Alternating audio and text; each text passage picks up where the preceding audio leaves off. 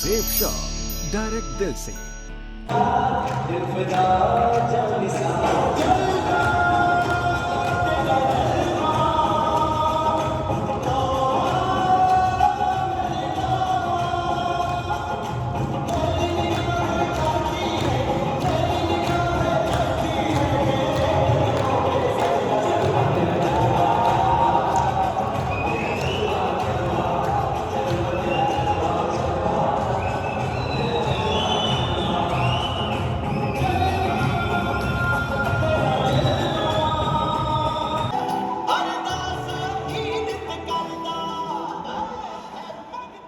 अभी हमारे Devendra sir with family आए हैं और कहते हैं ना भाई डांस तो देखना जरूरी है ना, डांस देखना चाहेंगे। मैंने सुना है देवेंद्र शर्मा सर डांस बहुत अच्छा करते हैं, तो क्या आप डांस देखना चाहेंगे? तो एक डांस म्यूजिक वाले भाई साहब एक डांस बढ़िया गाना बनाए, बढ़िया। मेरा चांद क्या हंड यारो घूंघट की ओट में, मेरा चांद क्या हंड यारो घूंघट की ओट में, मेरा घूंघट की ओट में।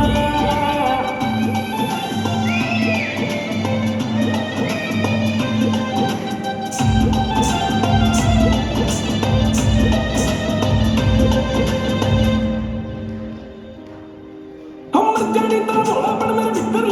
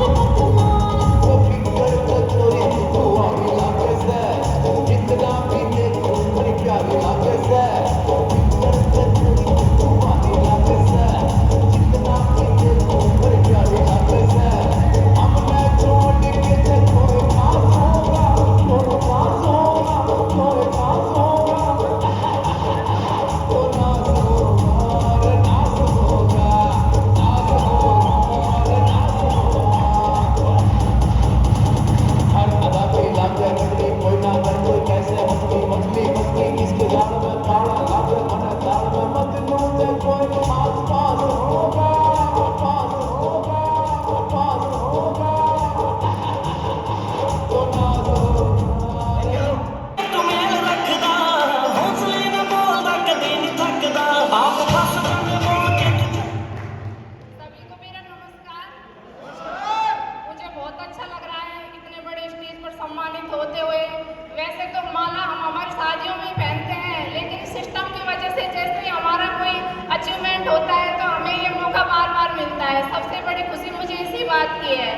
और शादी के बाद कहीं ऐसा घूमने का मौका नहीं मिला, लेकिन इस सिस्टम में आने के बाद हमें पेरिस घूमने का मौका मिला, लेकिन लॉकडाउन की वजह से वो अभी पूरा नहीं हो पाया है। Thank you. तेरे लिए मैं तो पिंड छड्डदा, do you know? तेरे लिए लोकां नाल लड़दा। जोरदार ताली मैडम के लिए। You know? मैं तेरे लिए मुस्ताक ले ले। ताकी ताकी दोस्तों नमस्कार। नमस्कार।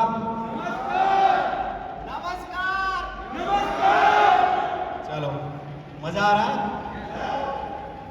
कुछ लोग कह रहे हैं यस और कुछ चुपचाप बैठे हैं, उनको मजा नहीं आ रहा क्योंकि उनको कुछ टेंशन है कि घर छोड़ के आए, बीवी को पता नहीं कहाँ जाएगी, कपड़े तैयार रखेगी, मुझे घर जाके कपड़े साफ करने हैं, ये तो इतना टाइम ले गए, बर्तन वर्तन भी साफ करने हैं।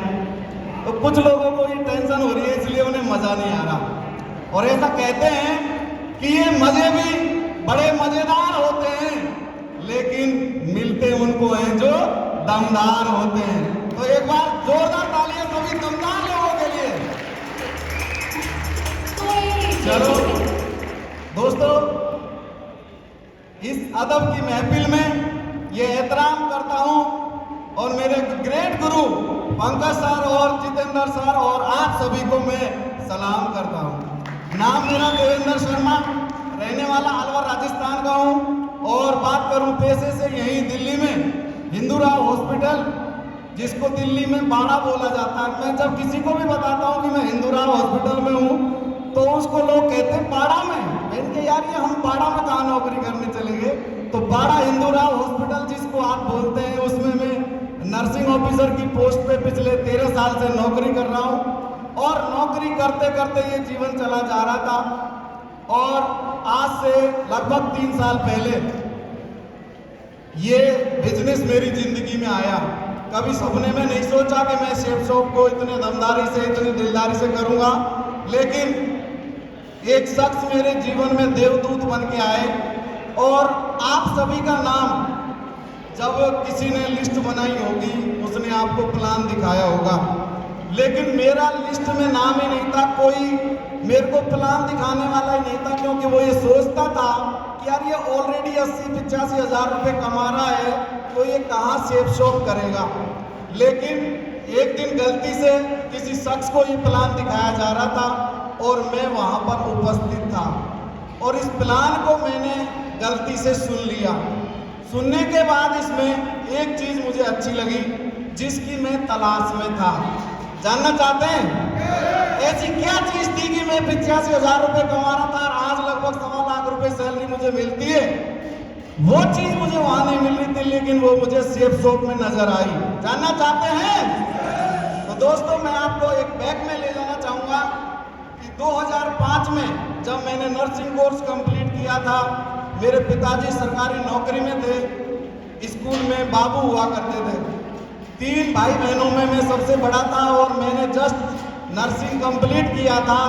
और इसी बीच 11 सितंबर 2005 को दोस्तों मेरे पिताजी का एक एक्सीडेंट हो गया और बताते हुए बड़ा दुख हो रहा है दोस्तों। आज लगभग 17 साल सितंबर में हो जाएंगे, पिताजी चल नहीं पाते। ऐसी कोई सिर में चोट लगी कि हेड इंजरी की वजह से उनका बैलेंस खराब हुआ और वो चल नहीं पाते। और दोस्तों ऐसा कहते हैं, ऐसे कितने लोग हैं जो सरकारी नौकरी में, एक बार हाथ ऊपर करें प्लीज। चलो बहुत सारे, एक बार जोरदार तालियां भाई नौकरों के लिए। अरे नौकरों के लिए ताली तो बजाओ। तो दोस्तों ये नौकरी वाले बड़े खराब होते हैं, ये और लोगों से थोड़ा सा ऊपर होते हैं, इसलिए इनको घमंड होता है कि यार अपनी तो नौकरी है। लेकिन मैं इनसे पूछना चाहता हूं, एक भी नौकर मैंने ऐसा नहीं देखा जो EMI पे जीवित ना हो। उसकी सांसें ही किस्तों में चलती है, क्योंकि उसकी हर चीज किस्तों में होती है। और जैसे एक घर में तस्वीर लगी होती है, जिसका फोटो बहुत शानदार होता है लेकिन उसके पीछे इतने जाले लगे होते हैं, उसका पता उसी को होता है, सामने वाले को। उसके रिश्तेदार, उसके घर वाले बड़े खुश रहते हैं कि हमारा छोरा नौकर है, हमारा दामाद नौकर है। लेकिन उस नौकर से पूछो उसकी क्या कंडीशन आज चल रही है, और उस कंडीशन में मैं भी था। तो दोस्तों, और ये नौकरी वाले ये भी सोचते हैं कि यार हमारी तो नौकरी लग गई है और हमारी फैमिली सिक्योर है। लेकिन मैंने मेरे परिवार में देखा, मेरे फादर के एक्सीडेंट के बाद उनकी ड्यूटी ज्वाइन नहीं हुई, मेडिकल बोर्ड ने उनको फिट नहीं किया, और उसके बाद 6 महीने की छुट्टियां बकाया थी, उनकी सैलरी मिली और उसके बाद विदाउट पे हो गए। सारी जिम्मेदारी मेरे ऊपर आई, घर में बड़ा मैं था और हम बेरोजगार। उस समय दोस्तों मैंने प्राइवेट स्कूलों में 500-500 रुपए में, 600-600 रुपए में पढ़ा के परिवार का पेट पालन किया, और वो 2.5 साल मेरे जीवन के इतने कष्ट में निकले, उनको मैं शायद जीवन में कभी नहीं भूल सकता। और जैसे तैसे करके वो समय हमने निकाला। उसके बाद मेरी जॉब लगी, जॉब में अच्छा कुछ चल रहा था सब कुछ, लेकिन मन में ये चलता था कि यार मैं सही हूं तो ये नौकरी चल रही है, लेकिन यदि कुछ हो जाए तो इस परिवार को वही दिन देखना पड़ेगा जो कभी मैंने देखा था। दोस्तों, मेरे स्टाफ में भी एक सीनियर सिस्टर थी और उनकी किडनी खराब हो गई। उसी समय जब मैंने सेफ शॉप ज्वाइन किया, उससे कुछ समय पहले की बात है, 30 लाख रुपया उन्होंने छोड़ रखा था, वो सब इलाज में लग गया। और दोस्तों, उसको गाड़ी में लिटा के ड्यूटी पे लाया जाता था। तो मैं सोचता था कि यार ये नौकरी चल रही है तब तक पैसा, और हाथ पांव चलने बंद हो गए तो पैसा नहीं। कुछ ऐसा काम भी हो कि मैं काम नहीं कर पाऊं, मैं नौकरी नहीं कर पाऊं, तो भी घर में पैसा आता रहे। लेकिन दोस्तों, मुझे नहीं पता था कि यार सेफ शॉप वो सिस्टम है जिसमें एक बार यदि मैं मेहनत कर लूं तो काम करूं तो भी पैसा, और नहीं करूं तो भी पैसा। तो दोस्तों, जो शख्स मेरे जीवन में देवदूत बन के आए, मैं चाहूंगा उनके लिए एक बार जोरदार तालियां मिस्टर जितेंद्र शर्मा जी के लिए।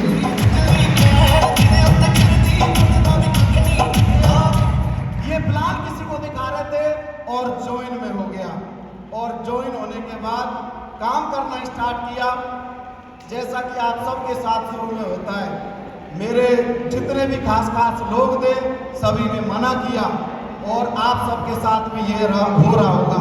फोन नहीं उठा रहे होंगे, मेरे साथ भी हुआ। मैं अपने अपलाइन के पास गया कि सर ये हो रहा है, कोई बात नहीं सुनता। लेकिन मेरा वाई क्लियर था, मुझे इस काम को करना क्यों है, मेरा क्यों क्लियर था, इसलिए मैं रुका नहीं। सभी लोगों के मना करने के बावजूद मैं इस काम को करना चाहता था।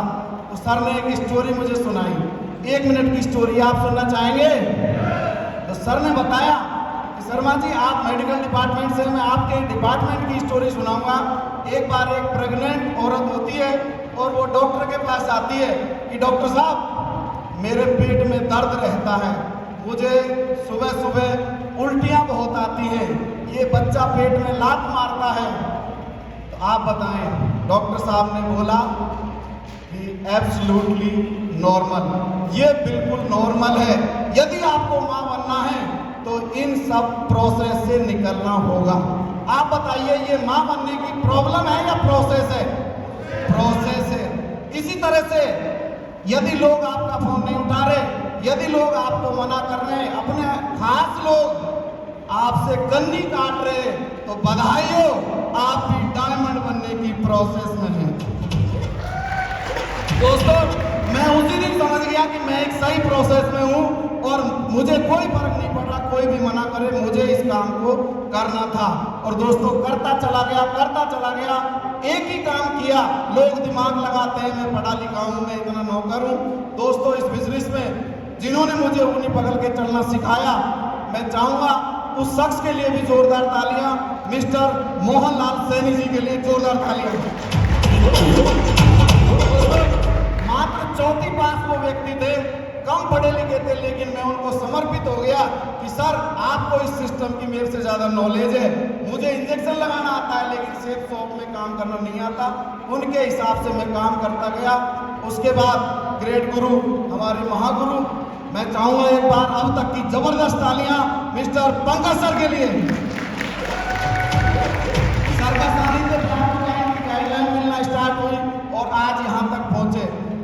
शुरुआत में लगता था कि यार कोई एक व्यक्ति तो ज्वाइन हो जाए, कोई दूसरा हो जाए, और ऐसा करते करते बहुत दिन निकल गए, कोई ज्वाइन नहीं हो रहा था। लेकिन आज बताते हुए खुशी हो रही है कि एक भी आए, दो भी आए, 100 भी आए, 200 भी आए, 500 भी आए, 1000 भी आए, 2000 भी आए, रात 4500 की टाइगर टीम काम कर रही है पूरे भारत में। दोस्तों, बात करना चाहूँगा अचीवमेंट की और अपनी बात को खत्म करना चाहूँगा, क्योंकि अभी हमें सर को सुनना है और कुछ सीखना है, और जिस चीज़ के लिए हम यहाँ आए हैं वो अभी बाकी है। अचीवमेंट की बात करना चाहूँगा। शुरुआत में कभी कोई सपना नहीं था कि यहाँ से विदेश जाया जा सकता है, लेकिन इस सिस्टम की ताकत, ग्रेट गुरुओं के आशीर्वाद से यहाँ से यूरोप का टारगेट हुआ, जो कभी सपने में नहीं था। और दोस्तों, अभी ये कोरोना आ गया, नहीं तो यूरोप की यात्रा सेफ शॉप के माध्यम से होगी।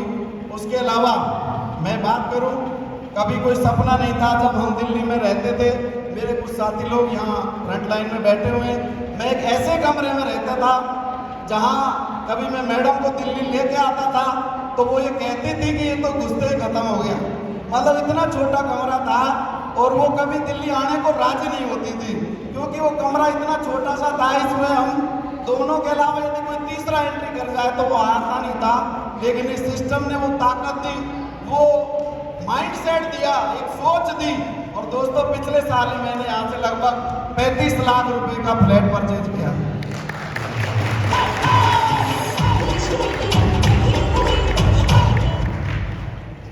घर भी आया, गाड़ी भी ली, और लाखों रुपए की इनकम कमाई। लाखों रुपए में ऑलरेडी नौकरी से कमा भी रहा हूँ। लेकिन एक जो